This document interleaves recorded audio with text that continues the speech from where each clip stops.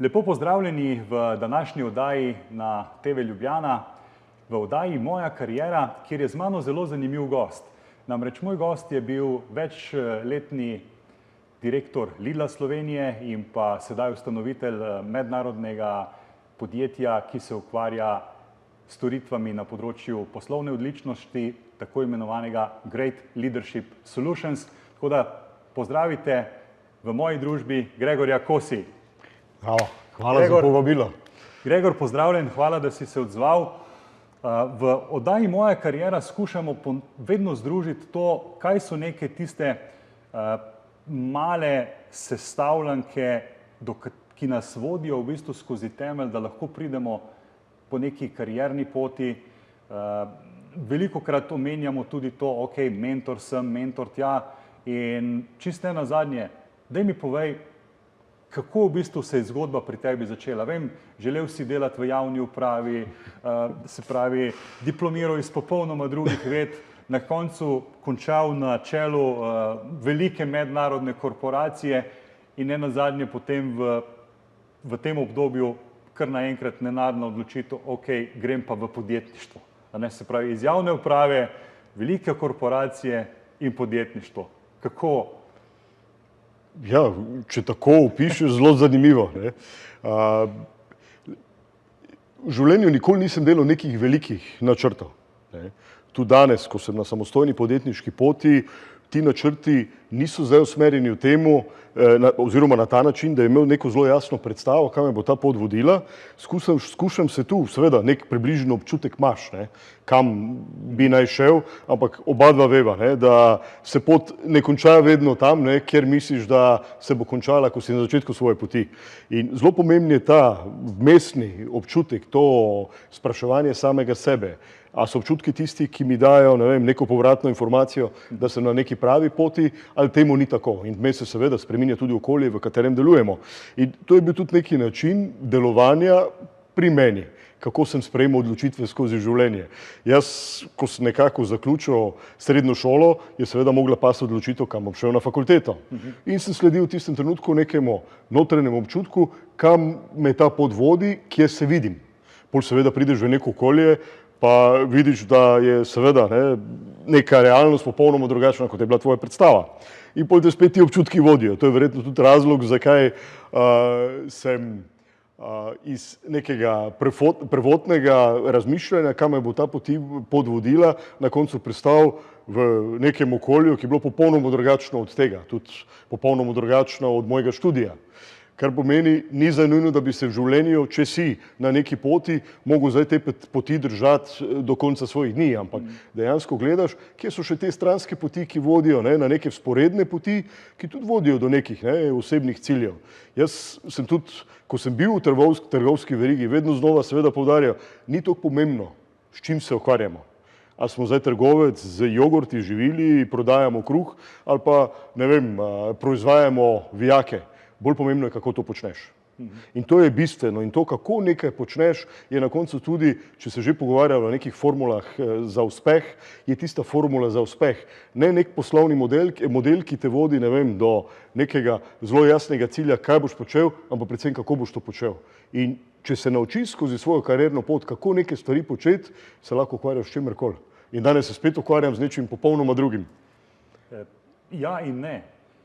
Namreč med tem, ko si pripovedoval to svojo pot, so se mi misli povezali s tem, da že na nek način, recimo z delom v javni upravi, si verjetno želel pomagati ljudem. Drži. In se pravi, potem, ko si šel korak naprej, je spet pomoč ljudem, se pravi, da imajo dobro hrano, dostopnost, se pravi, drugo so delovna mesta in tako naprej. In danes pomagaš podjetnikom in posameznikom, se pravi, da lažje razvijajo svoje zgodbe. Tako da tvoja vzporedna pot je. Ja. Če tako poveš, je najbrž. Različne poti vodijo na koncu do nekega zelo podobnega poslanstva, ali pa lahko rečeva praktično identičnega poslanstva. Zdaj, če je bil moj začetek nekje, da sem si predstavljal, če sem že imel neko predstavo, kako bi to poslanstvo uresničeval, je bila mogoče, sem si predstavljal, da bom sodnik. Danes nisem sodnik. Bil sem potem v gospodarstvu, na neki poti razvoja nekega trgovskega sistema v tem slovenskem prostoru in zdaj, če tako rečem, poslanstvo je ostalo enako, ampak ta sodniška funkcija se je potem spremenila v direktorsko funkcijo in dostikrat sem imel občutek, da spet moram biti sodnik. In danes je seveda zelo podobno. Poslanstvo je ostalo načeloma enako in danes ta pot teh znanj in izkušenj, ki sem jih pridobil skozi svojo karierno pot v gospodarstvo, danes skušam seveda te izkušnje po svojih najboljših močeh posredovati nekomu, ki te izkušnje še ni imel.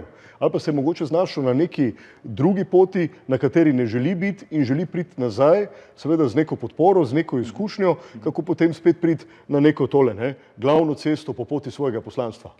Bi lahko rekel, da to tvoje poslanstvo, katerega zdaj živiš oziroma ga nadaljuješ skozi vsa leta, in če se potem naveževa tudi na mentorstvo in na usmerjanje, se pravi, in na podlagi nekih informacij, da naredimo neke nove karierne korake, bi lahko rekel, da ti je marsikaj od tega, kar danes počneš v javnosti, v zadnjih 2 letih, naprimer, ti je mogoče kdaj na tvoji karierni poti manjkalo. Je res, da smo tudi takrat živeli v drugačni dobi, ni bilo, bom rekel, tako dostopnih informacij kot danes. Je mogoče tudi to razlog, da si toliko bolj prisoten tudi v javnosti, v različnih podcastih, oddajah in tako naprej in želiš predati svojo zgodbo? Mislim, najbrž na tej poti izjavil nekaj takega, da sem postal zanimiv, da me je nekdo pripravljen pa urce ali pa celo 2 urci tamle poslušati. Ni bil za namen tega, da nekoga pokličeš, a bi lahko bil jaz na tem podcastu, ker imam nekaj zapovedati. Ampak očitno nekdo drug zaznal, da je nekaj, kar povem, kar govorim, najbrž v tistem trenutku za nekoga lahko koristno. In tako sem se tudi znašel v teh različnih okoljih. Seveda tudi podcasti imajo zelo različno smer, kam želiš sogovornika speljati, glede na neke določene vsebine, da to niso zdaj neke klasične korpo vsebine, klasične podjetniške vsebine, zato ker veva, ti v nekem podjetniškem svetu boš zelo težko na dolgi rok prosperiral, če tudi na nekem življenjskem področju, na nekem osebnostnem področju ne sprejmeš nekih odločitev, ki ti pomagajo, da sta potem ta dva svetova, svet ustvarjalnosti in nek svet, v katerega potem spada seveda tudi družina, v katerega potem spada spet neka nova mentorska vloga, ki jo imaš pri svojem otroku, na nek način vse dokaj te pripravljen poslušati. In zelo pomembno je, da sta ta oba svetova v ustreznem ravnovesju. Vedno prihaja do lažjih oscilacij. Pomembno je, da te oscilacije niso prevelike, ker če ti preveč svoje energije, preveč svoje pozornosti nameniš svoji poslovni poti, se bo nekje sesulo na druge mesto in to je ponavadi družina. In enako, če zelo veliko časa namenjaš zgolj nekemu svojemu osebnemu okolju, pa boš najverjetneje imel predvsem manj časa, da pa razvijaš neko svojo poslovno pot. In to je ta umetnost, kako zbalansirati, uravnotežiti ta dva svetova. Smo pa verjetno Slovenci mojstri v tem, da znamo iti v ekstreme, a ne? Absolutno. Ja. In zato je ponovadi, ali je močen faktor, se pravi družina, ali je posel, a ne? In seveda potem... V poslovnem svetu nimamo neke prave tradicije. Zdaj, ker ta tradicija se seveda ustvarja skozi neke realne izkušnje na trgu. Mi smo bili v socializmu, ne moramo reči, da so to bile neke realne izkušnje na trgu. V socializmu se nihče ni preveč ukvarjal s tem, koliko prometa mora podjetje ustvariti, kako fit je podjetje na tej poti. Zdaj se že malo pogovarjamo o neki dobičkonosnosti podjetja, ki nakazuje neko smer, a je to podjetje, ki lahko preživi na dolgi rok ali seveda ne. Mi te izkušnje nimamo, kar pomeni v tem trenutku nekih, koliko sva, malo več kot 30 let po osamosvojitvi, potem, ko smo vstopili v tržno gospodarstvo, se dejansko še vedno veliko naučimo. Ogromno je bilo seveda vmes neumnosti, ogromno napak, ampak počasi prihaja neko obdobje, ko lahko rečemo, ok, mogoče so nam pa stvari danes malo bolj jasne. Tudi mogoče zaradi prisotnosti nekih tujih podjetij, ki so se odločila, da nastopijo na slovenskem trgu, poskušajo tu tudi svoj poslovni model peljati po neki določeni poti, da vidijo, kakšen je potem tudi odziv slovenskega trga. Tako da, evo, mi se približujemo koncu prvega dela, kmalu nadaljujemo, kjer bova res šla v detajle, malo vezano na mentorstvo in predvsem tisto, kar verjetno tudi vas zanima, velikokrat se pogovarjamo o sprejemanju odločitev. Vemo, da imamo počasno razmišljanje, vemo, da imamo hitro razmišljanje in pa seveda hitre odločitve in predvsem me zanima, kako, pa tudi vas verjetno, kako je Gregor skozi te svoje karierne pomike sprejemal te odločitve. Ali si bolj med tako počasnimi ali si bolj tako hitrimi. Tako da ostanite z nami. Veliko je govora o mentorstvu in marsikdo ima različno predstavo. In jaz, če iz svoje perspektive pogledam, sem prvič za mentorje slišal nekje mogoče 20 let nazaj. Danes imajo mladi veliko več dostopa, več informacij. In mene zanima, kje si ti iskal navdih oziroma kaj so bile tiste neke stične točke, ko si rekel, ok, vseeno imam pa nekoga ob sebi, kateremu jaz najprej zaupam, kajti mentorju moramo zaupati, če mu ne zaupamo, mu bomo tudi težko verjeli. Si imel skozi obdobje te kariere do korporacijskega sveta vseeno kakšnega vodnika v smislu mentorja ali mogoče več, v današnji meri velikokrat slišimo tudi besedo coach, ampak vseeno je to marsikomu še neznanka, ko stopa po neki karierni poti. Zdaj, ko sem začel seveda v državni upravi, je bil nek način dela, da vsakemu tako pripravniku namenijo tudi mentorja. In mentor ti lahko precej olajša neko pot. Ni pa seveda vedno tako. Vedno je zelo pomembno, a je mentor neka oseba, ki je pot, po kateri ti stopaš, tudi sam prehodil. Danes imamo številne kavče, imamo številne mentorje, ki so veliko znanj pridobivali iz nekih knjig, ampak znanje še ne pomeni modrost. Modrost je zame znanje preizkušeno v praksi. In če imaš na drugi strani mentorja, ki je to znanje pridobival iz neke literature, sam pa tega nikoli ni preizkusil, se boš najverjetneje slej ko prej znašel na tej poti precej sam, ker boš videl, da tole znanje vedno ne deluje v realnih razmerah.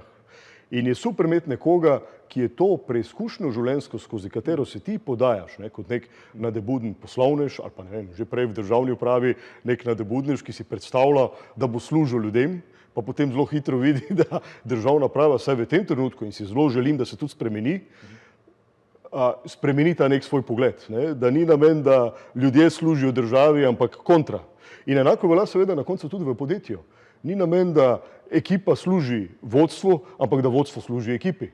Ampak kako nekdo, ki nima te izkušnje in pride v neko gospodarstvo brez kakršnihkoli vodstvenih izkušenj, kako pridobi to modrost? To pomeni, jaz sem bil dejansko v gospodarstvu, takrat brez nekega pravega mentorja in sem seveda počel neumnosti. Počel marsikaj, kar danes pogledam seveda nazaj, ne bi si človek prijel za glavo.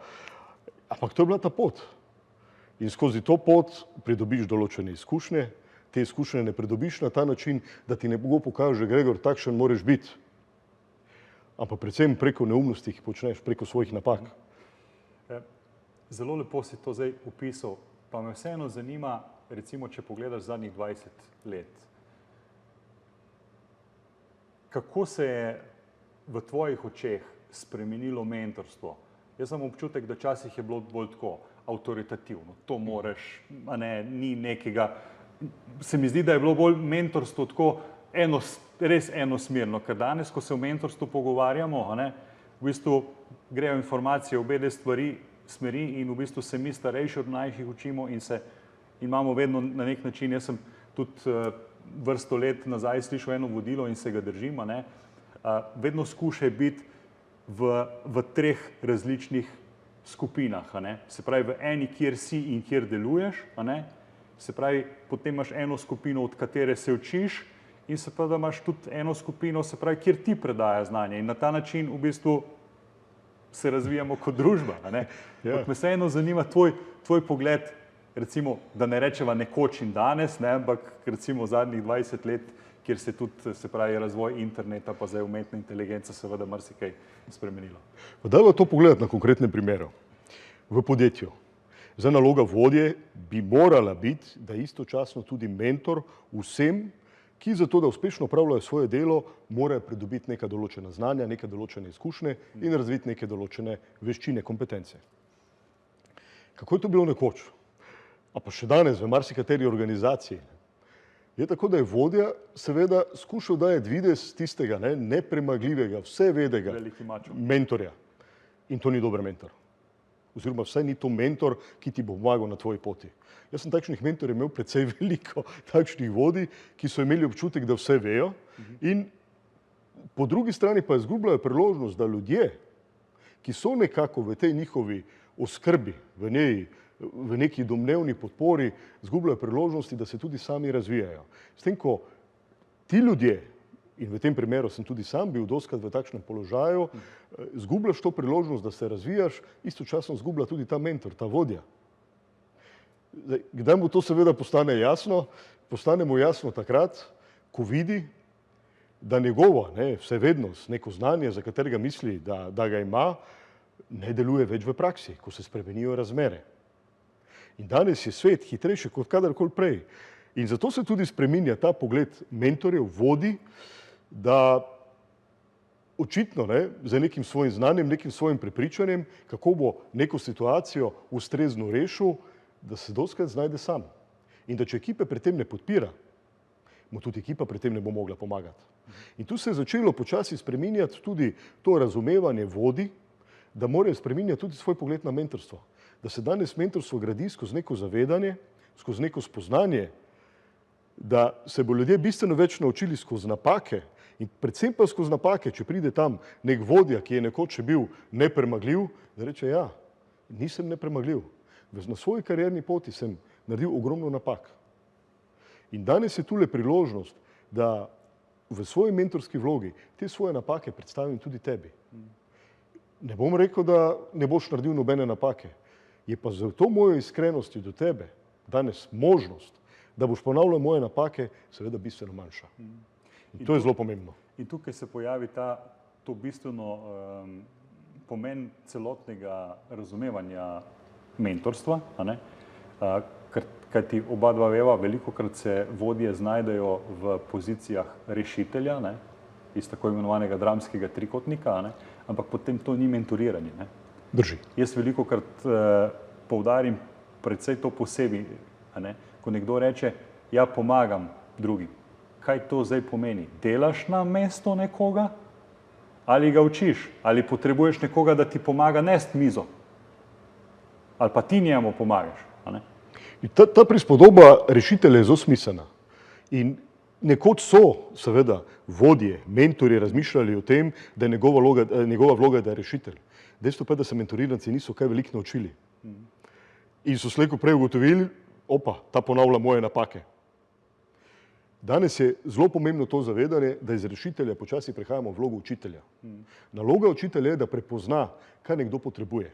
To pomeni, ne obstaja samo ena pot, kako nekomu pomagati. In dober učitelj, tudi v šolskem sistemu, kot danes v podjetjih, v vlogi vodje, bi mogel razumeti, kako nekomu pomagati, če recimo način, s katerim pristopam, znanje ali pa izkušnje, ki jih podajam na ta način, ni ustrezen za nekoga. To pomeni, jaz se moram najprej vprašati, kako jaz to spremeniti in ne se na koncu spraševati, ja, povemo eno stvar vedno na en isti način, on ne razume, z njim je nekaj narobe.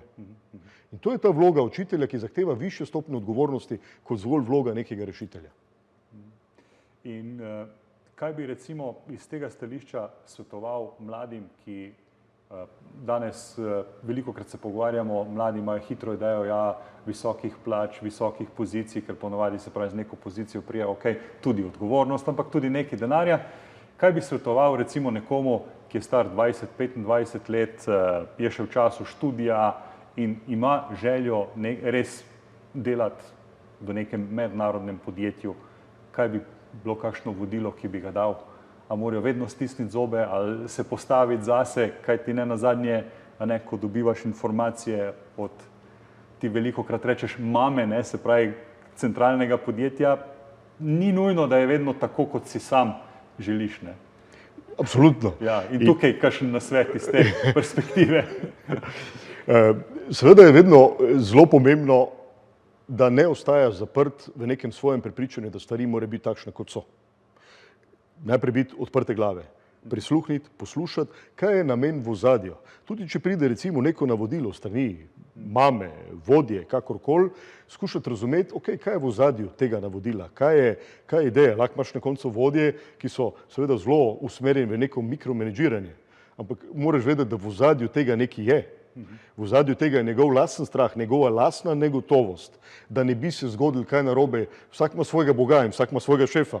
Nekoč sem slišal, da še tisti, ki je čist na vrhu, ima na koncu še vedno banko nad sabo. In tisti, ki je na koncu v bančni instituciji čist na vrhu, ima še vedno boga nad sabo. To pomeni, vedno nekomu odgovarjaš. Zdaj, seveda zelo pomembno je, kaj to zate konkretno pomeni. Ali odgovarjaš na ta način, da si v nasprotju s svojimi lastnimi vrednotami. Ker če je temu tako, potem se seveda moraš vprašati, da si v pravem okolju. In jaz mislim, da najpomembnejše merilo, ali je neka stvar, nekaj, kar se od tebe pričakuje, v skladu s tvojimi vrednotami ali ni. Ker če ni, pa to kljub temu počneš, se bo slejko prej mogel zagovarjati pred samim sabo. Zelo široko temo si odprl in to temo bomo tudi nadaljevali v nadaljevanju. Je pa še ena zelo, bom rekel, meni všečna zadeva. Menedžerji, mladi, starejši, vsak od nas ima neke te skrite tehnike, kako v bistvu v sebi najde mir. In z Gregorjem vam bova zaupala, kako on v času vseh teh idej, dela s podjetji, najde tudi svoj mir. Ostanite z nami, kmalu nadaljujemo.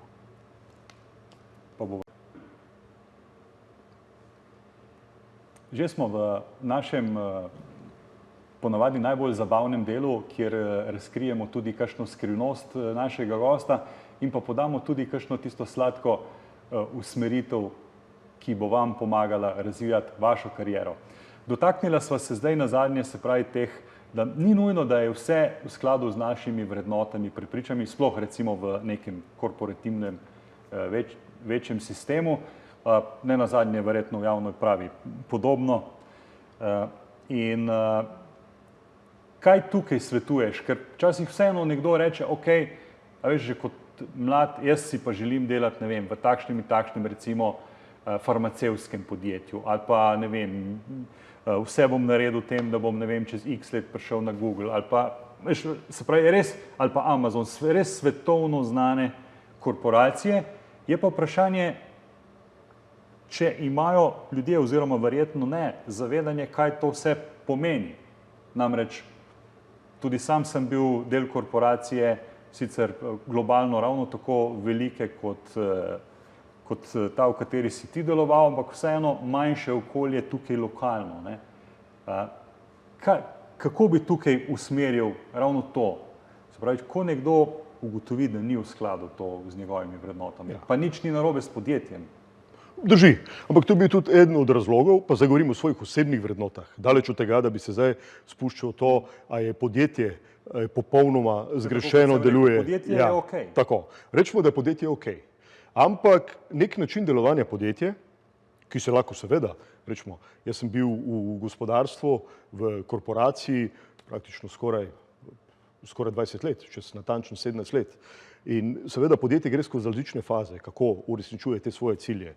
Zdaj, ne morem reči, da je to podjetje kadarkoli nasprotovalo nekim vrednotam, ko bi rekel, podjetje dela v nasprotju z nekimi splošnimi vrednotami, ne dela v korist ljudi ali pa celo škodi ljudem. Tega nikoli nisem zaznal in verjamem, da še danes temu tako.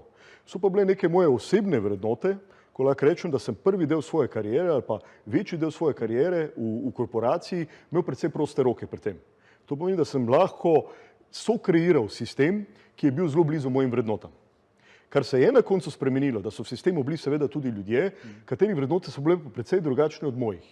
In tu sem jaz prvič bil nekako na tem presečišču razmišljanja o tem, a se vidim še dolgoročno v sistemu, ki toliko, ali pa rečemo v sistemu, ker se vrednote posameznikov, s katerimi sodelujem, začenjajo toliko spreminjati, v konkretnem primeru tu govorim seveda o mojih nadrejenih, toliko spreminjati, da so moje vrednote, ki so ostajale zvesto tistim prvim začetnemu entuziastu, nekim željam, ki sem jih imel, kako želim, da se podjetje seveda razvija in se zdaj seveda to spreminja, jaz sem pripravljen biti še del tega sistema. In odločitev je bila seveda zelo jasna, tu je mogoče ta prepad med vrednotami prevelik. Je bilo to počasno razmišljanje ali hitro? No, zdaj moram iskreno povedati, da sem v življenju bolj počasen kot prehiter. To pomeni, da rabim včasih še kakšno lekcijo več ali pa dve, da se naučim. To pomeni, morda sem tisti osel, ki gre večkrat na let, zagotovo. Ampak res pa grem samo dvakrat. Tretjič več ne. Ker drugič mi postane jasno, to najverjetneje, ko že drugič dobiš podoben povratni odziv, nekaj tle ne štima. In bolj je smiselno, da nekaj spremeniš. Vsaj pri meni je tako. To pomeni, če se že učim, sem se skozi življenje, se načeloma hitro učim, ampak rabim večkrat to preveriti v praksi. In ko sem dovolj dobil, kot rečeno, povratno informacijo, to pomeni, zdaj sem se pa tule naučil, zdaj pa mogoče čas, da se posvetim naslednji lekciji. Super. In ko si bil v recimo, da se ti je zgodila prva situacija in še nisi prišel do druge, da narediš neko spremembo, imaš kakšne posebne prijeme, kako si v bistvu v tistih časih našel svoj mir, zbral misli, se pravi, zadovoljil tega svojega počasno mislečega Gregorja, da je potem na koncu naredil hitro odločitev. Ja, drži. Zdaj, mogoče se to samo meni dogaja, ampak verjamem, da marsikdo med nami bi včasih seveda se odzval popolnoma drugače, pa raje stisne zobe, ker bi verjetno tismo ta drugemu lahko tudi kaj naredil, a drži? Ja. Zdaj, tole seveda ni najbolj priporočljivo. To pomeni, kako zdaj to povečano napetost v sebi, kako se umiriti, kako ohraniti to hladno glavo, oziroma pa trezno glavo. Seveda dobro najti nek način, lahko je to nek hobi. Jaz sem recimo te načine iskal v slikanju, iskal sem ga tudi potem skozi, ne vem, razmišljanje izven nekih običajnih okvirov, da včasih, kar zelo priporočam, vzameš tudi neko literaturo, neko čtivo v roko, ki v ničemer ni povezano s tem, kar počneš. Ali pa je lahko to človek, ki ga srečaš. Človek, ki ni zgolj iz nekega okolja, ki je zelo podobno okolju, v katerem ti deluješ, prihaja iz enega popolnoma drugega okolja in je neverjetno, koliko lahko dobiš neko drugačno perspektivo. In ko nekdo išče mentorja, ni nujno, da ga išče samo iz tega okolja, ki je seveda zelo podobno temu, kar počneš, ampak da skuša mentorja iskati mogoče na popolnoma drugem kraju in bo zelo presenečen, ker mu lahko tak mentor da popolnoma drugo perspektivo. In če omenil si slikanje, ti zase sicer praviš, da si amaterski slikar. Ko sem jaz prvič videl tvoje slike, sem spremenil mišljenje. Normalno je, da ko stremimo, kaj je lahko še boljše, pa seveda potem tudi več detajlov vidiš kot marsikdo. Ampak enkrat se mi zdi, da si omenil, da si za več ni šel v tišino. Daj nam malo zaupaj, se pravi, kaj ti je ta izkušnja pripomogla, pa tisto, kar verjetno marsikoga zanimalo, pa tudi mene osebno zanima, kaj si je tvoja žena mislila, ki si rekel, zdaj pa grem za, 8 dni ali koliko je že bilo. Najprej moram reči, poudariti, da imam izjemno podporo pri svoji ženi. Tako da ta del lahko zelo hitro zaključiva in me pri vsem podpira. To pomeni, najbrž verjame vame, kar je super. Včasih tudi bolj kot v samega sebe. In zato sem ji seveda zelo hvaležen. In zdaj, iskanje te tišine je nekaj zelo podobnega temu, kar omenjam, poišči si mentorja iz enega popolnoma neznanega področja, drugačnega. In v nekem določenem trenutku življenja sem se seveda odločil, ko sem spoznal seveda mentorja z nekega drugega področja, da najverjetneje neka določena področja, ki so mi rahlo nesimpatična. In biti nekje 8 dni v tišini ni neka zelo simpatična zadeva. In stvari, kar sem se... Ja, absolutno, mislim, kako za koga? Za marsikoga ne. Ampak kar sem se naučil tudi v življenju, stvari, ki ti ponujajo nek velik odpor. Ti ponujajo najverjetneje tudi neko pot, odpirajo neka vrata, skozi katera moraš iti, če želiš v življenju tako zarast, če želiš v življenju napredovati na naslednjo stopnjo zrelosti. In to je bilo slikanje, to je bilo seveda to spuščanje, podajanje v to tišino in na koncu tam ugotoviš, dobiš neke odgovore na vprašanja, če si seveda pripravljen v življenju zastavljati, ki jih najverjetneje v nekem okolju, v katerem ves čas trajaš, ne bi dobil. Pa vseeno bi jaz malo ostal pri tem. Vsak od nas brez podpore je težko graditi kariero. To se mi zdi, da je ključno sporočilo. Se pravi, podpora ali v osnovni družinski celici ali v razširjeni celici preko staršev, kakorkoli, neko to podporo definitivno imaš, zaradi tega, ker mislim, je potrebna, ker prideš v trenutke, ko se je treba odločiti ali biti z družino ali nekaj stvari narediti za kariero, in če družina ne razume, je takoj konflikt. Ampak vseeno me tako zanima njen prvi odziv, ko si rekel, ok, odločil sem se, da grem v tišino. Verjetno, glede na to, da praviš, da izhajaš iz počasnega razmišljanja, sta verjetno se tudi že prej kaj o tem pogovarjala, ni bila to nenadna odločitev, ker recimo pri meni bi bila bolj nenadna za to. Glej, ni čisto. Ja. Odločitve takrat, ko sem odločen, sprejemam izredno hitro. To je recimo ta odhod v tišino, to ni bilo nekaj, kar bi zdaj mogel premlevati karkoli, to je bila relativno hitra odločitev v tem trenutku. Jaz sem seveda ženi to povedal par dni prej, ona je tako najprej pogledala, tako, ne, ok, zanimivo, evo, če želiš, pojdi, zagotovo. Zdaj verjetno ni pričakovala, da bom šel na kak drug konec za 8 dni. Pomeni, očitno bi tu toliko zaupa, da ve, da če sem rekel, da se podajam za 8 dni v nek samostan, da bom 8 dni v tistem samostanu, kar je super. In zanimivo, ko sem prišel nazaj, me ni zdaj spraševala, kako je bilo, ampak je enostavno zaznala spremembo. Zaznala je spremembo, kako sem se precej drugače začel odzivati na okolje.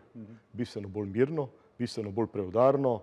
In ta občutek, ki ga je v tistem trenutku dobila, je rekla, očitno si šel skozi eno zelo zanimivo izkušnjo, ki ti je tudi zelo veliko prinesla. Ampak to ne bi bilo zame. Ne v tem trenutku življenja.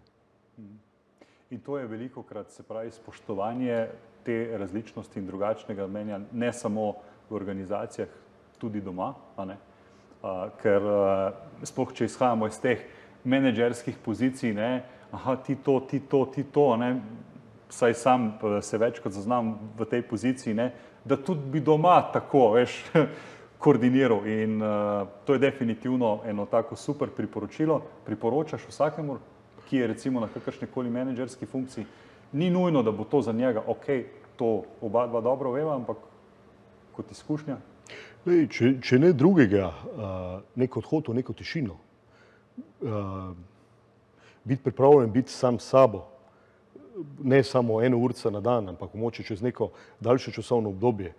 Ker zakaj je to predvsem pomembno? Zato, ker takrat se pa čas ustavi, ne? Takrat ne gledaš na uro, ti nisi tam s telefonom, nisi tam z novicami, da preveriš, kateri dan v dnevu je in kaj se v svetu dogaja.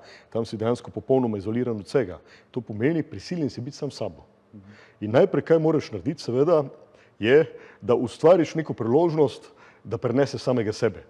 Najprej to je to. To pomeni, misli se po nekih dnevih začnejo precej spreminjati. In pride seveda na površje tudi nekaj, s čimer se mogoče do tistega trenutka še nisi kaj veliko ukvarjal, je pa to izredna priložnost, da to narediš. To pomeni, v samoti, v tišini, ego slej ko prej utihne. In ego, če je tista ovira, ne, mogoče tista ograja, ki si jo naredimo okoli sebe in nam dejansko, čeprav imamo občutek, da nas ščiti, nam pa onemogoča, da pridemo, ne, in pogledamo, kaj je seveda za tem plotom, za to ograjo, te tišina enostavno to prisili. Super. Gregor, mislim, da sva prišla časovno do konca res izjemnega in prijetnega pogovora. Vedno mi je prijetno biti v tvoji družbi, pa ne nazadnje eno kratko končno sporočilo za naše gledalce in poslušalce. Z veseljem. Dejansko, kjerkoli smo, se ne moramo izogniti odnosom. In tu, če si ti v tišini, imaš odnos sam s sabo. A drži? In težko boš ti v nekem odnosu napredoval do samega sebe ali pa do kogarkoli v tem okolju, če ne boš gradil na tem odnosu. Ampak ne na ta način, da poslušaš nasvete, bereš knjige, si na raznih delavnicah, predvsem, da si upaš narediti tudi napako. To je tisto. Učenje skozi napake izboljšuje odnos. In zdaj so spet malo pri tem ego te bo seveda skušal prepričati, ni v tebi problem, problem je v nekom drugem. Vedno je najprej v tebi problem. Hvala, Gregor. Hvala tudi vam, dragi poslušalci, dragi gledalci in pa gledalke. Vidimo se naslednji torek v novi oddaji Moja kariera, kjer bo zagotovo z mano tudi kakšen dober gost, dobra debata in pa seveda za vas koristne informacije. Hvala in se vidimo kmalu.